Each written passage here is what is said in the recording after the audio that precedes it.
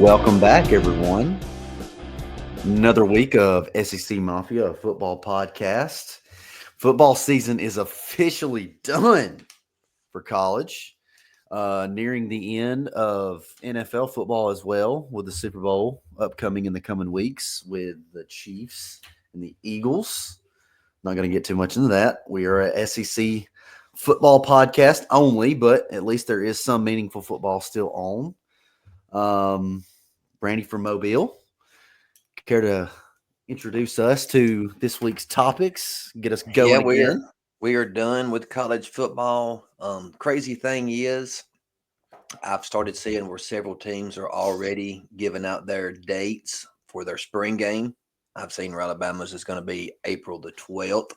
Most of the schools will start spring practice within the next 3 to 5 weeks. So football season may be over, but we're still going to have some football content. We're still going to have some things to talk about. So still some good times around here.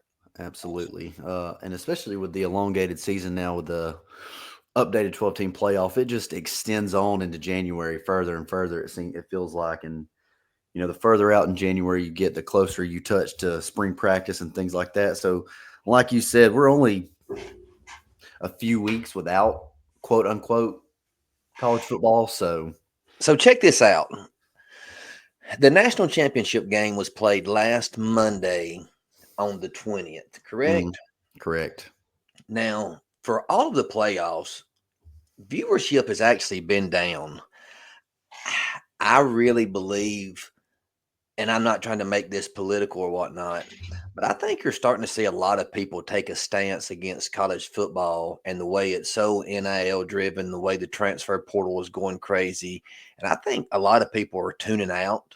I think that's a big part of it. I also think that the games being played just sporadically during the same window as the NFL playoffs has some stuff to do. But this is my point. The national championship was Monday night, the 20th. Why did you not wait 5 or 6 days and have it on Saturday, the 25th? You would have had it the day before the AFC and NFC championship game, and you would have had it on a Saturday where it rightfully belongs. And you could do that from now to whenever, and you would not have it going up against anything. I just that makes zero sense to me whatsoever. Why we're pushing these playoff games on Thursday nights and Friday nights and Monday nights, and we play the entire season on Saturdays, Until the but playoff. yet the playoffs get here and we just start sporadically playing here and there. Just that was Not free, by the way. That little tidbit was free, man. That wasn't even in the Yeah. script or not. So that was free for all that. No, free. That's the best word that anybody could hear is free. And to add to that, not to mention, you're competing with the inauguration day of the President of the United States. So, not very smart on NCAA's part, not very smart on TV contracts part. But anyway, here is our SEC Mafia contact information, our X handle, email, Facebook group. And as always, you will find our videos on YouTube. Leave your comments and anything that you want us to talk about in the up and coming weeks. As we stated last week, we are going to begin our reviews for each of the SEC schools from here on out until probably we get into spring practices and things like that. That's when we'll kind of talk more on transfer portal, get into recruitment, things like that. But strictly for the next 4 episodes, including this one, we're just going to take 4 teams at a time and sort of grade them. What was their highest point of this season, the lowest point of this past season, kind of sort of grade these teams. And this was in no order whatsoever. These are all randomly generated throughout here, and we will discuss all 16 teams in the SEC. So starting off this week, we have Texas, Texas A&M, Ole Miss, and Mississippi State. Right. So we're going to go to the state of Texas and we're going to go to the Magnolia State of Mississippi and break those 4 teams down. We'll begin with Bevo and Texas. You want to go ahead and go first and give your high point? Yeah, so Texas, 13-3, 7-1 in their inaugural season in the SEC. Um, Pretty good season. As we talked about in previous episodes, I thought their path and the structure of their schedule helped them out in this first season. And I mean that's not their fault. You know they still played the games on the field. They still showed up when they had to, and they still won when they had to. And my highest point for them was one, the way they competed throughout the year in the SEC. Yes, their schedule was easier, but it is still an SEC schedule. And then my high point is them beating ASU in second overtime to go on to the semifinals of this year's playoff. For me, I'm always going to choose something different than you. I definitely agree with your high point, but just to create more talking points, I'll go a little bit different route. For me, I think the high point for them had to be Saturday, November the 30th, week 14, going on the road to Texas A&M, where Yeah. everybody thought that Kyle Field, I thought Kyle Field would be so electric. They've had over a decade worth of years of frustration pin up. I thought that Texas A&M would beat Texas that night, and for Texas to go in and get a 10-point win over their arch nemesis, their big rival in Texas A&M, I have that as the high point for the season. Yeah. Everybody thought that Kyle Field was going to be too much. That's the week that we talked about, and I thought it as well. I mean, I thought the environment would dictate how Texas, went in there and played, and Texas had never been in an environment like that in quite some time, and I thought going into that it would, really rattle the players, but they handled their business well. Low point of the season, I think, for Texas this year had to be losing to Georgia twice. Um, Going into the second game, especially, uh, when you have control of the game as much as they had in that game, I mean, because they controlled the game for a majority of the SEC championship game, and to lose it in the fashion that they did, that had to be a low point for them coming Led in. at halftime. They Yeah, led the game at halftime, and 60. a Mm-hmm. backup quarterback brought Georgia back. Mm-hmm. You ready for my low point? Yes, sir. We are Randy from Mobile. So this is going to be out there, but I'm going to need you to bear with me for just a second. Let's And hear it. I've been thinking about this in preparation for the last few days. My low point for Texas has nothing to do with the football team. It has nothing to do with the coach. It has to do with the fans. The low point of the season for me, going back to Saturday, October the 19th, when you're playing Georgia and a terrible call is made and your fans begin to throw trash onto the field. You are throwing trash on your own field in your own stadium where your workers are going to have to pick that up. There is nothing any less classier. To me, that is a terrible look, and I think that's the low point of the season for Texas, how their fans reacted. Was it a bad call? Yes, it was a bad call. It was terrible. Everybody saw it. But you should never get to a point to where you're at a sporting event or anything for that matter that you get so disgusted by a call that you just start chunking stuff onto the field. That's just a bad, terrible look. That to me is the low point of the season for them. Could not agree more. That is, oh, that was bad. That was bad. Um, Selfish to not think about others and to not know that, hey, our own staff is going to have to come over here and pick all this up before we can, get the game rolling again. So I good, mean, people good low people are point. throwing drinks that are full, and the drinks going everywhere as it's flying, and it's splashing through everywhere, and it's falling on people. It's just so degrading and just so terrible. And it's so, to me, it's so pathetic that you don't have any courtesy for the people that are going to have to pick that up and clean that up. That you're just going to chunk that out there. I just, that's a terrible look. Well, that and field storming are two good topics that we should consider Yeah, going we'll forward. definitely get on field storming in the Because summer. that has been a thorn in college football side the last 2 years. So we will definitely bring that up next week. Randy, go ahead with your overall grade for the Texas Longhorns this year. So I've been going back and forth on how I'm going to give teams their overall grade. if I don't think we can grade everyone on the same grading curve here or the same scale. For No, Texas, I Texas think come into the season highly ranked. They had national championship aspirations. So I'm going to grade them different than I would or than I will someone like Mississippi State who came into the season with absolutely zero expectation. So, an A plus for Texas is winning the national championship. An A plus for Mississippi State this year would have been 8-4. So with that said, if an A plus is winning the national title, the fact that Texas had the ball inside the 3-yard line with a chance to tie the game and take Ohio State, who ended up winning the national championship, taking them to overtime and having a chance to win, I'm going to give Texas an A minus. and see, thinking about the grading scale this week, in preparation, I'm like you. I was starting to kind of look at it almost to how our great and wonderful playoff committee should have looked at things. The grading scale for each of these teams based upon preseason aspirations and two based upon strength of schedule. That was one of the big things for me because not all schedules are created equal, even within the SEC. And Texas, like you said, to win the national championship or even make the national championship would have warranted an A plus. But I also gave them an A minus just because it's their first season in the SEC. Yes, did they have an easy path? But yes, they made the SEC championship game and had a chance to tie the ball up against Ohio State to go to the national championship. So I also graded them as an A minus, the same.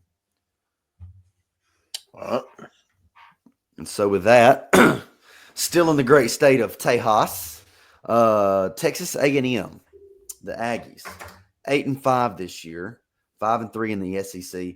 They were one win short of possibly playing in the SEC championship game this year. yes, they were. And that was to me, and then I'm not trying to get ahead of myself, but their total collapse at the end of the season, losing their last 3 football games, that was just demoralizing for them. Like you say, they had a chance to go and represent the SEC in the SEC championship game and just really let that slip away. I also think that part of that has to do with their path up until that point.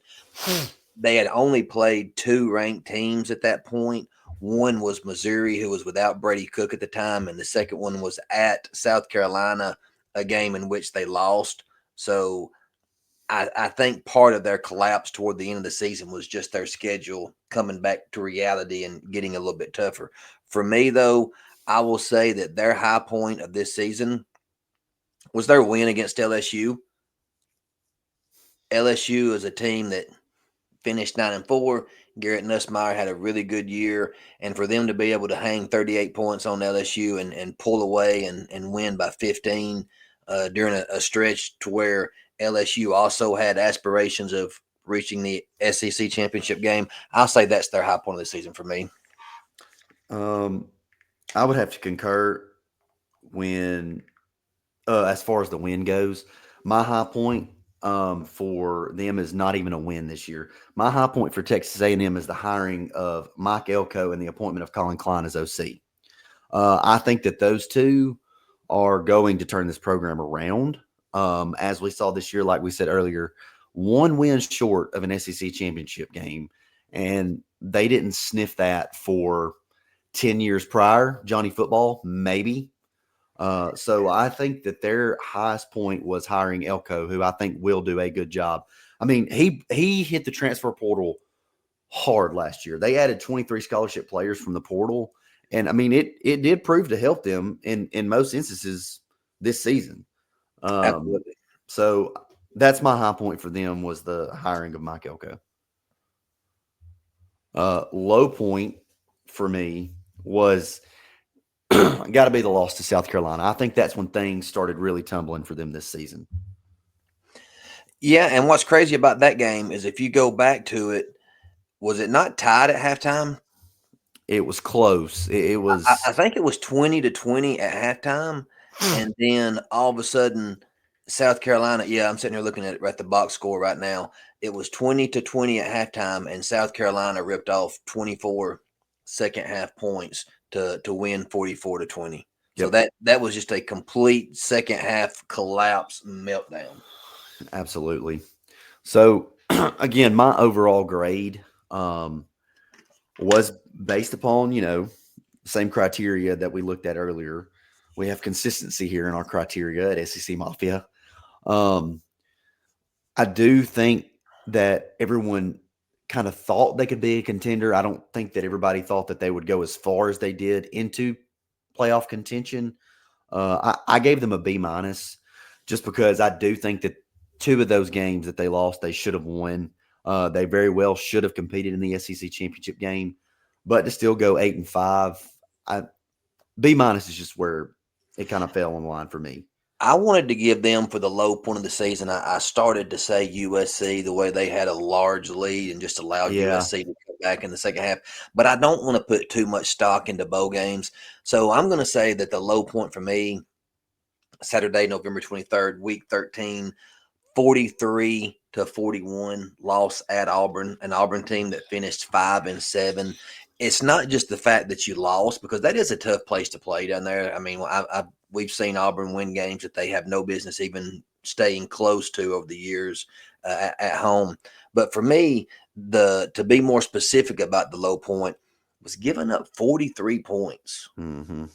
That's just unacceptable for a Mike Elko coach defense when he is a defensive minded coach. Spent time as the defensive coordinator at Texas A&M under Jimbo Fisher. That's really that tie-in is why they brought him back. So I've got to say the giving up 43 points in that loss. For me, for an overall grade, I said just a solid B, not a B minus, not a B plus, just a solid B. I think if you look at just the regular season going 8-4, making the strides that they made. There's no shame in losing to Texas. South Carolina, there's no shame in losing there. That's a tough place to play. They're going to end up finishing, in the top 20. Lost early in the season to Notre Dame, a game that they could have won. We see what Notre Dame ended up being. To me, what kept them from having a B plus or an A minus is just that Auburn loss. So I give them a solid B. Yeah. Making some moves in the transfer portal. Mike Elko is. Uh, that's another story for another time. But they're getting some depth on that roster there for next season. Yep.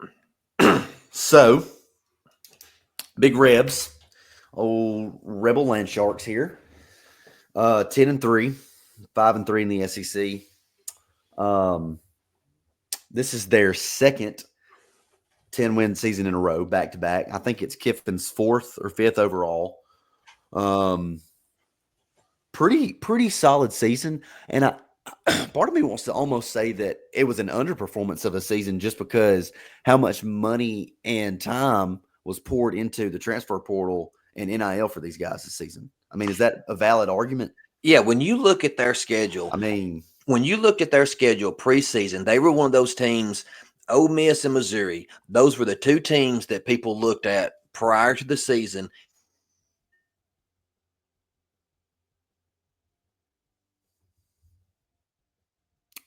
Mr. Randy, I cannot hear you. Have you got me now? Yeah, we're back. You were blotted off just there. I'm having some issues since that snowstorm hit last week down here in Mobile. Everybody's internet and stuff's been crazy, so I apologize. Oh, we're okay. But Back on track.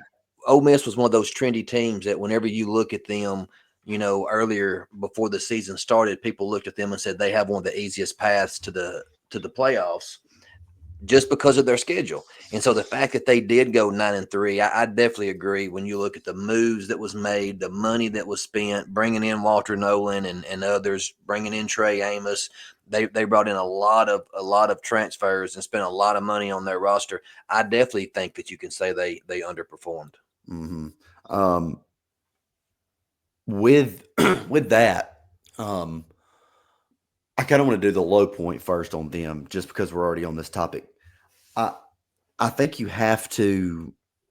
I think all things point back to the Kentucky loss. I mean, I think that's a valid point that has to be your lowest of the low, because that's the one thing and the one argument that was keeping the 9-3 teams out of the playoff. Especially, I mean, obviously, Ole Miss, that was their kryptonite, was the Kentucky loss this year.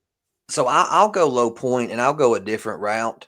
I'll say the Florida game, just because 2 weeks prior we saw them manhandle Georgia, beat Georgia 28-10, and then got a week off. So they were able to get a week off. So they were able to celebrate that Georgia win for an extra day or two and not worry about any kind of hangover and have to worry about getting right back up the next week. And so now you've seen Kentucky beat you. You've lost to LSU. You finally beat down Georgia, and all you've got standing in your way is Florida and Mississippi State at a chance to make the playoffs. You finally got your signature win, Lane Kiffin. That's the one thing that's kind of eluded him. And you go to Florida and you absolutely lay an egg. And just remembering that game, that was one of those games to where they kept going for it on 4th and 1, 4th and 2, and they kept snapping the ball to Paguse in the backfield and was having Jackson Dart try to block defensive ends one-on-one, and Florida just kept blowing it up. It was just a bad performance all the way around. So I'll say the Florida game was the low point just because of what they had done up until that point. They had righted the ship after losing to Kentucky and had everything still in front of them, and they went and laid that egg.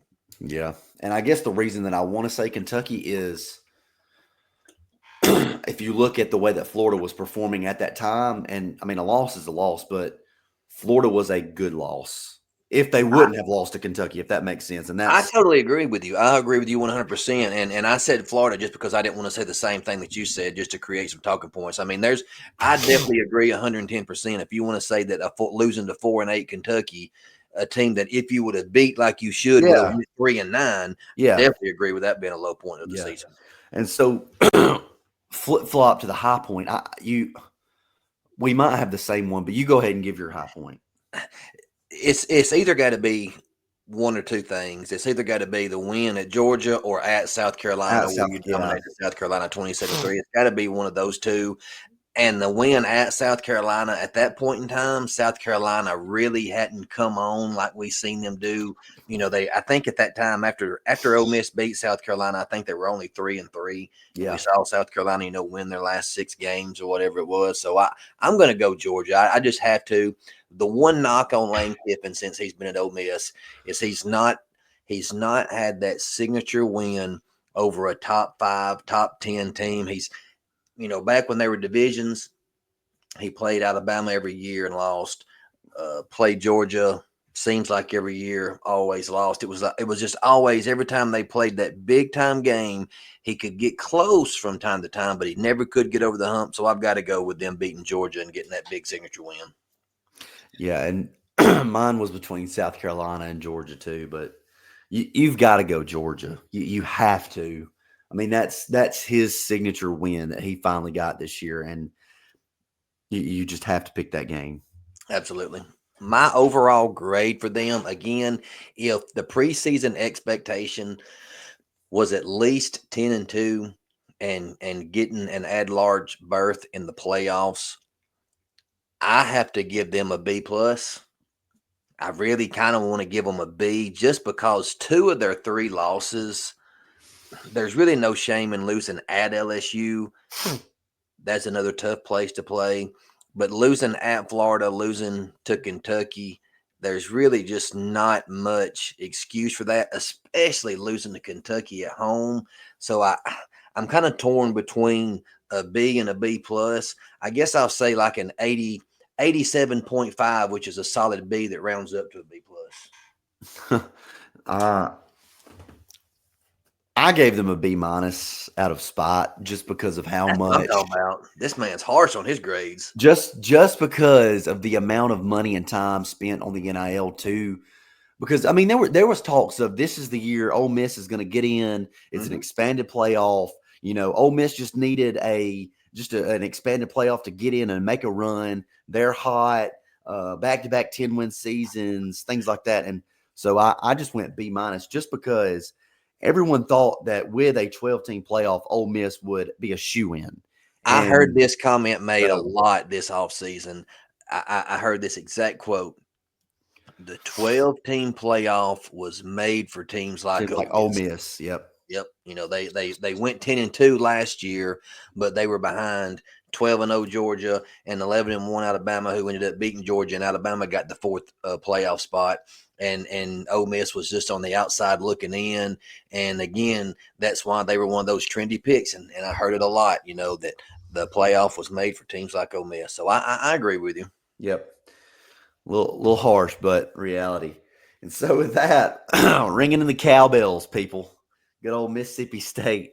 2-10. You heard me correct. 2-10, 0-8 in the SEC. Jeff Lebby, year one. Man, rough year one there for Jeff. Yeah. I mean, their only 2 wins are Eastern Kentucky and UMass. Yeah. I really hate to say either one of those was a high point. We didn't realize it at the time, but I'm going to say the high point for them would be the way they stormed back and had a chance to beat Arizona State at Arizona State. They ended up losing 30-23. Again, I hate for the high point to be a loss, but when you go 2-10, you don't give me very much to choose from here. So I'm gonna say the playing a final 8 team to the wire, having a chance to win would be my high point for them. I like that. So mine, I have 2. I have 2 high points. It's your show. It's your show, buddy. Make 2 or 3, 4. It doesn't matter. You're right. You're exactly right. It's my show. One is funny and one is similar to yours. My high point, one of my high points is scoring 31 points against Georgia and storming back in the second half to make it somewhat of a game. 31 points against one of the final 8 teams, like you said, except this one was Georgia, I think was big, and it showed resilience. Really, really crazy that he hasn't lost the locker room of that place going 2-10. And I just think that Jeff Lebby really, really, really has to build up his defense. Without a doubt. Giving up how much points he gave up, and this ties into my low point, but I'm not going to say it yet. So my other high point was just being funny, and that was starting the season 1-0. That was the only high point, was starting 1-0 against Eastern Kentucky. Yeah, after that first week, that was the only time they could boast about having a winning record. Hey, that's it. And so to tie in what I was talking about their defense, the low point of this season for them is their defense. They averaged giving up a total of 40 points a game. They gave up 56 in the first game. 30, 41, 45. They scored 56 the first game. They won 56. That's what I meant. They scored 56. But they gave up an average of 40 points every game. I think you were thinking about they gave up 58 to Arkansas. That's what I was thinking about. But Jeff Lebby's got to do something either by recruitment or getting into the portal. I don't know how you're going to get into the portal with that, but something's got to give with this defense. You know, historically, Mississippi State has always been one of those tough places to coach at. There's just not a lot in Stark Vegas. No. It's a tough place to recruit to.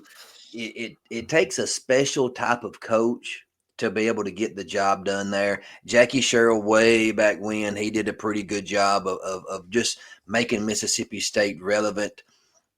The Pirate did a great job. God rest his soul. That was one of the most heartbreaking things that happened in college football is losing him. The Egg Bowl was such a great rivalry for those few years that we had Lane Kiffin and Mike Leach going toe to toe. But I'm with you, man. This is a tough job. He's got to do something. Mississippi State historically, they've been at their best.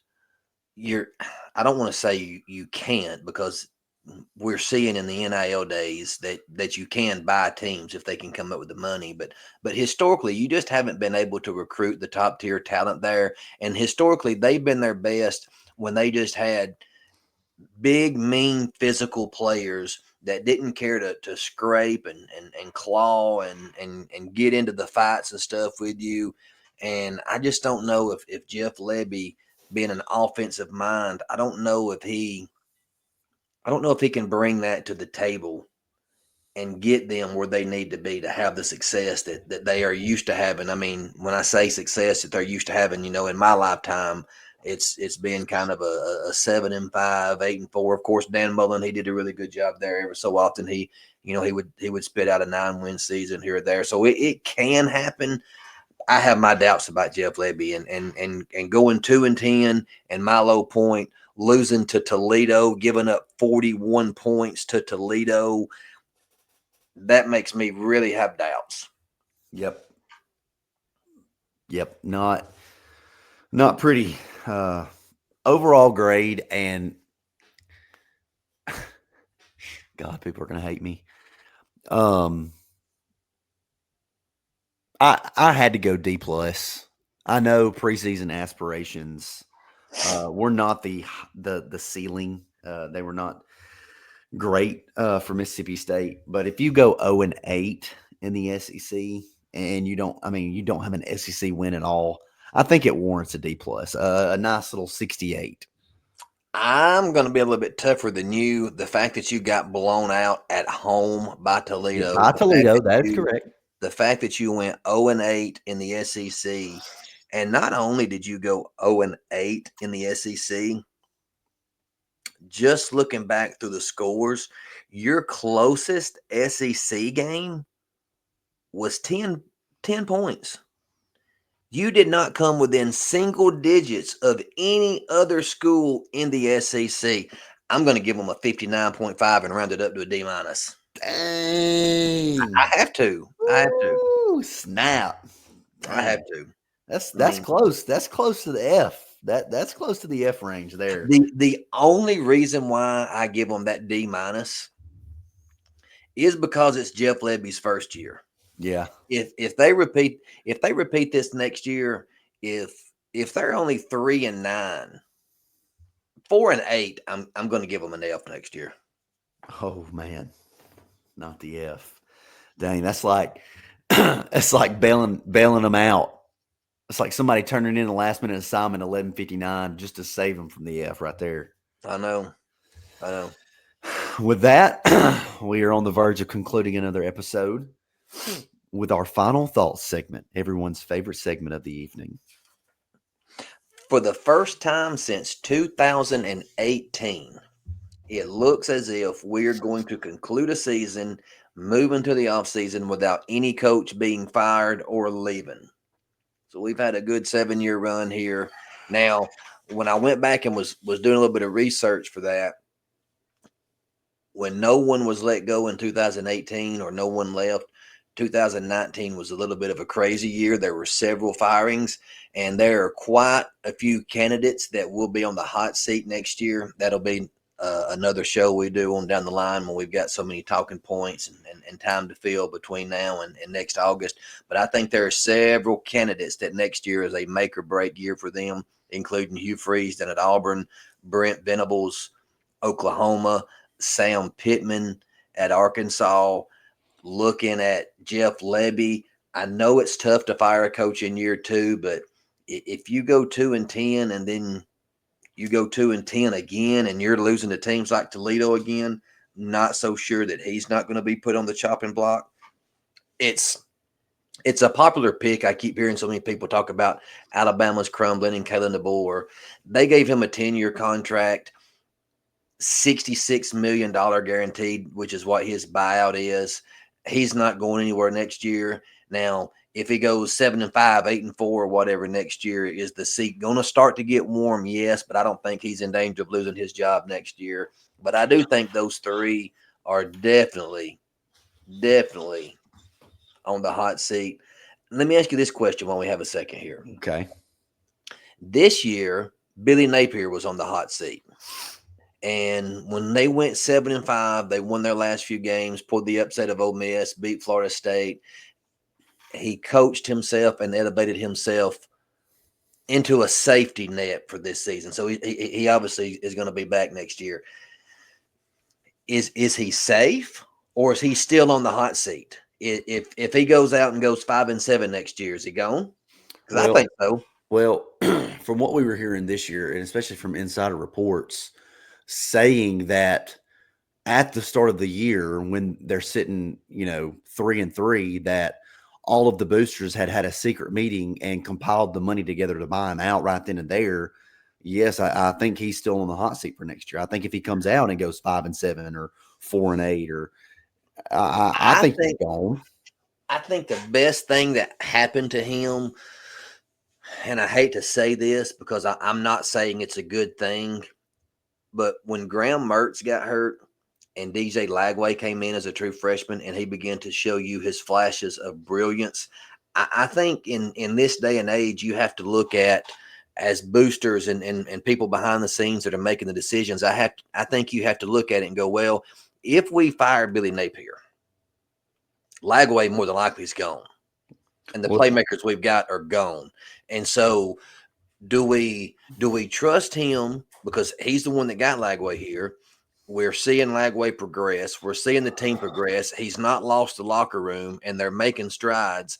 I think that's what got him an additional year. I think if they would have went 6-6 or 7-5, and Graham Mertz was there, and DJ Lagway never came on the scene, and they didn't know what they have in him, and they really weren't afraid of DJ Lagway transferring if he got fired, I still think he would have been fired at 7-5 this year.